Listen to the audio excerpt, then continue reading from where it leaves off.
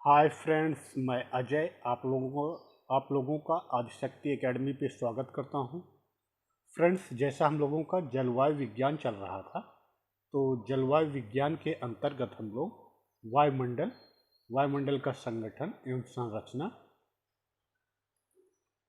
First chapter, उसके बाद दूसरा चैप्टर सूर्यताप को प्रभावित करने वाले कारक और वायुमंडल कैसे गर्म होता है, ये सारी चीज़ें देख ली हैं। तो इस वीडियो में हम लोग पृथ्वी के ऊष्मा बजट के बारे में जानेंगे। तो फ्रेंड्स, जिन लोगों ने पिछला वीडियो नहीं देखा है, अगर वो देखना चाहते हैं तो हमारी प्लेलिस्ट जलवायु विज्ञान के अंतर्गत वो जाके पिछला वीडियो देख सकते हैं। तो फ्रेंड्स, जिन लोगों को वीडियो अच्छा लगे please like, subscribe and share. तो फ्रेंड्स, बिना समय गंवाए हुए हम लोग स्टार्ट करते हैं अपना चैप्टर पृथ्वी की ऊष्मा बजट, यानी पृथ्वी का ऊष्मा बजट। इसके संबंध में जो प्रमुख बिंदु हैं हम लोग देखते हैं। सबसे पहले पृथ्वी का ऊष्मा बजट है क्या। पृथ्वी पर औसत तापमान एक समान रहता है, यानी पृथ्वी का जो औसत तापमान है वो एक समान रहता है। और यह तापमान जो है, यह सूर्यताप एवं भौमिक विकिरण में संतुलन के कारण ही संभव होता है। और पृथ्वी पर यह औसत तापमान जो एक समान पाया जाता है, यह सूर्यताप और भौमिक विकिरण, यानी पृथ्वी से जो विकिरण होता है पृथ्वी की सतह से, उसके कारण ही संभव हो पाता है। इस संतुलन को ही पृथ्वी का ऊष्मा बजट कहा जाता है।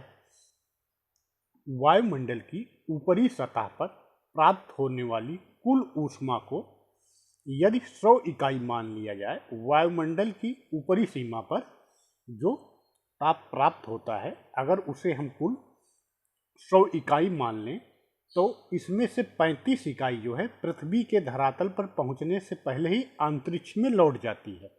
यानी सूर्य से जो ऊर्जा हमें प्राप्त होती है, अगर उसको हम लोग टोटल 100 इकाई मान लेते हैं, तो इस 100 इकाई में से 35 इकाई जो है पृथ्वी के धरातल पर पहुंचने से पहले ही अंतरिक्ष द्वारा जो है वो वापस लौटा दी जाती है वायुमंडल द्वारा। और सौर विकिरण की इस मात्रा यानी 35 इकाई को एल्बिडो कहा जाता है। यानी यह जो 35 इकाई वापस जाती है, इसी सौर विकिरण की मात्रा जो है एल्बिडो कहलाती है। नेक्स्ट है हमारा, इस 35 इकाई में से 27 इकाई बादल के ऊपरी छोर से, और यह जो एल्बिडो 35 इकाई है, इसमें से 27 इकाई जो है वो बादलों के द्वारा, और 2 इकाई पृथ्वी के हिमच्छादित क्षेत्रों द्वारा परिवर्तित होकर अंतरिक्ष में लौटा दी जाती है। सौर विकिरण की इस परावर्ती यात्रा को पृथ्वी का एल्बिडो कहते हैं। शेष 6 इकाई प्रकीर्णन द्वारा अंतरिक्ष में लौटाई जाती है। यानी 27, 2 और 6, ये 3 माध्यम के द्वारा जो है पृथ्वी द्वारा वापस कर दी जाती है। इसे ही एल्बिडो कहा गया। शेष बची है 65 इकाई। तो शेष 65 इकाई वायुमंडल एवं पृथ्वी के धरातल द्वारा अवशोषित होती है। शेष जो 65 इकाई ऊष्मा बचती है या सूर्यताप बचता है, उसमें से 14 इकाई जो है वो वायुमंडल द्वारा और 51 इकाई जो है वो पृथ्वी के धरातल द्वारा जो है अवशोषित कर ली जाती है। पृथ्वी के धरातल द्वारा अवशोषित 51 इकाइयों में से यानी जो पृथ्वी का धरातल जो है 51 इकाई का अवशोषण करता है, उसमें से 17 इकाई विकिरण द्वारा अंतरिक्ष में लौटा दी जाती है। शेष बची 17 - 51 - 17, शेष बची 34 इकाइयाँ जो है वो वायुमंडल द्वारा अवशोषित होती हैं। इन 34 इकाइयों में से, ये जो 34 इकाइयाँ वायुमंडल द्वारा अवशोषित होती हैं, इनमें से 6 इकाई विकिरण द्वारा अवशोषित होती है, 9 इकाई जो है वो संवहन के द्वारा अवशोषित होती है, और 19 इकाई जो है संघनन की गुप्त ऊष्मा के रूप में वायुमंडल को प्राप्त होती है। नेक्स्ट है, इन 34 इकाइयों के अलावा वायुमंडल 14 इकाई ऊर्जा का प्रत्यक्ष रूप से अवशोषण करता है। इन 34 इकाइयों के अलावा वायुमंडल में ऑलरेडी आप लोगों ने पढ़ा, उसमें 14 इकाई जो है प्रत्यक्ष रूप से वायुमंडल अवशोषित कर रहा था। इस प्रकार वायुमंडल द्वारा 48 इकाइयों का अवशोषण होता है। 34 + 14 यानी 48 इकाइयों का वायुमंडल द्वारा अवशोषण कर लिया जाता है। वायुमंडल विकिरण द्वारा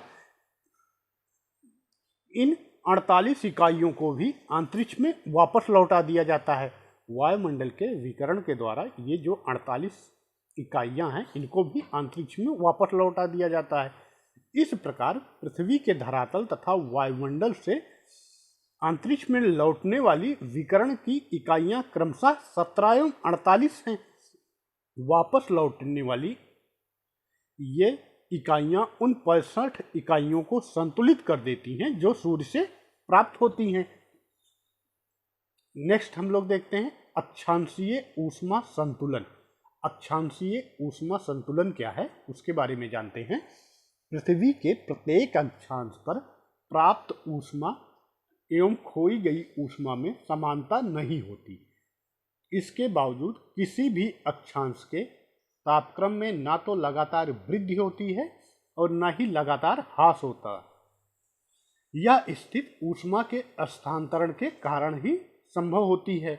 नेक्स्ट है 37 डिग्री उत्तरी एवं दक्षिणी अक्षांश के बीच प्राप्त ऊष्मा खोई गई ऊष्मा की तुलना में अधिक होती है। इसके विपरीत 37 डिग्री अक्षांश से लेकर ध्रुवों के बीच प्राप्त ऊष्मा की मात्रा खोई गई ऊष्मा की तुलना में कम होती है। पवन एवं सागरीय धाराओं द्वारा ऊष्मा का स्थानांतरण निम्न अक्षांशों से उच्च अक्षांशों की ओर होता रहता है। वास्तविकता यह है कि ऊष्मा के संतुलन के कारण ही पवनों एवं समुद्रीय धाराओं की उत्पत्ति होती है। चूंकि अधिकतर ऊष्मा का आदान प्रदान जो है वो मध्य अक्षांश यानी 30 डिग्री से 50 डिग्री के बीच होता है, अतः अधिकांश तूफानी मौसम जो है इसी क्षेत्र से जुड़े होते हैं। तिवार्था के अनुसार 75% ऊष्मा का स्थानांतरण जो है वो पवनों के द्वारा एवं 25% महासागरीय जलधाराओं के द्वारा होता है। नेक्स्ट हम लोग देखते हैं ऊष्माद्वीप। ऊष्माद्वीप का तात्पर्य उन क्षेत्रों से है जो आसपास के क्षेत्रों की तुलना में अधिक गर्म होते हैं। अमेरिकन जियोफिजिकल यूनियन के रिपोर्ट के अनुसार विश्व में शहरी क्षेत्रों में फॉग होल्स देखे गए हैं। तो फ्रेंड्स ये हमारा पृथ्वी का ऊष्मा बजट है। तो फ्रेंड्स अगर यह वीडियो आप लोगों को अच्छा लगा हो तो please like, subscribe and share. Okay, thank you so much.